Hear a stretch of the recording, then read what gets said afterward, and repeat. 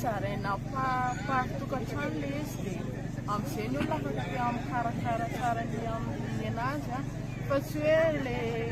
eny amin'ny tampon-tanety reny dia hoe eny dia tsisy milarady sany olo sy ny tariny fa le tena hoe manana responsabilité ny tsiraray eo mikarakarana anazy. Sera manefafapoan'ny olona mihitsy satria izay isaky ny olona no omena azy hoe izany no zanak'azo folo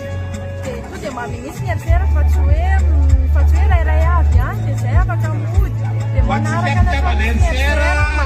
zay amboly azo afa misy le dia mamaka zanak'azy ao amboletsika ihany azo a dia zavatra mamapitiavana amin'ny RCR